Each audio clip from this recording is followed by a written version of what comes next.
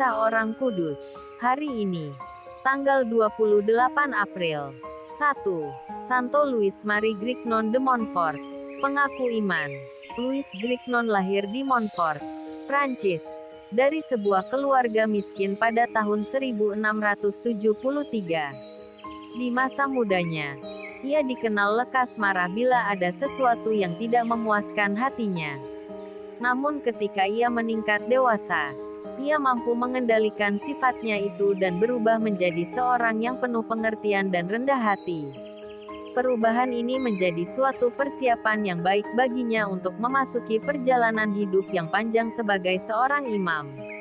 Pendidikannya yang berlangsung di Paris dirintangi oleh banyak kesulitan, terutama karena kekurangan uang, baik untuk biaya pendidikannya maupun untuk kebutuhan hidupnya sehari-hari. Hidupnya sungguh memprihatinkan. Biliknya sangat sempit, tanpa pemanas ruangan di musim dingin. Untuk memperoleh sedikit uang, ia berusaha bekerja malam di sebuah rumah sakit sebagai penjaga jenazah-jenazah. Namun semua penderitaan yang menimpanya dihadapinya dengan penuh ketabahan demi mencapai cita-citanya yang luhur. Setelah beberapa tahun berkarya sebagai imam misionaris di dalam negeri dan menjadi pembimbing rohani di sebuah rumah sakit, ia berziarah ke Roma untuk bertemu dengan Sri Paus Clemens ke-11 tahun 1700 sampai tahun 1721. Di Roma ia diterima oleh Sri Paus.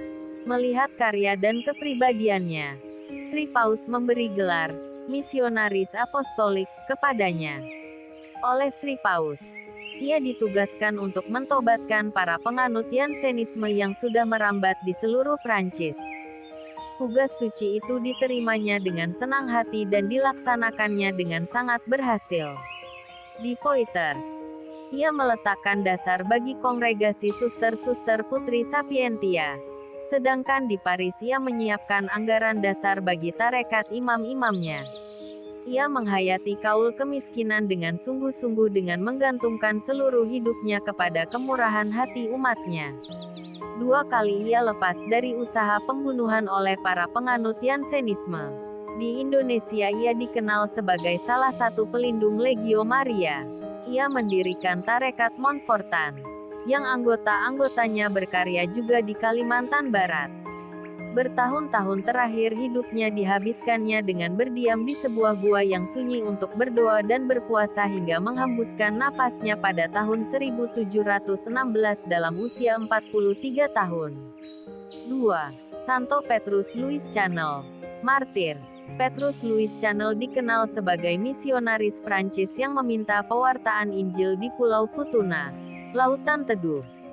Bersama beberapa misionaris lainnya, ia meninggalkan Prancis pada tahun 1837 menuju Futuna.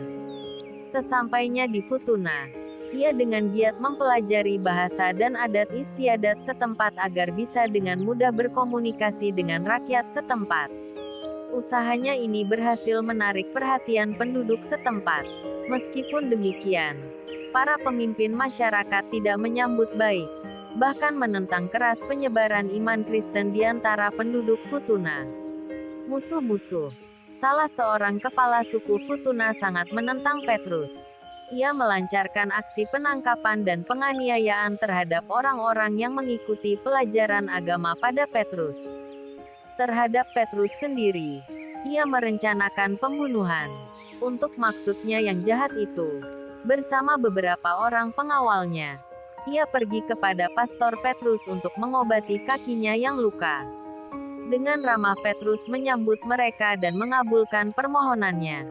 Tetapi tiba-tiba mereka menangkap Petrus dan menganiayanya sampai mati. Lalu mereka dengan diam-diam menguburkan Petrus. Pada hemat mereka, kematian Petrus akan mengakhiri semua kegiatan penyebaran iman di Futuna.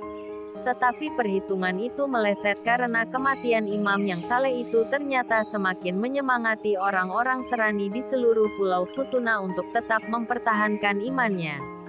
3 tahun setelah kematian Petrus, seluruh penduduk Futuna telah menjadi Kristen, termasuk musuh-musuh yang telah membunuh Petrus. Petrus Louis Channel menjadi martir pertama di Kongregasi Persekutuan Santa Perawan Maria dan martir pertama di Pasifik. Santo Louis Marie Grignon de Montfort dan Santo Petrus Louis Channel. Doakanlah kami. Kak Carla Channel.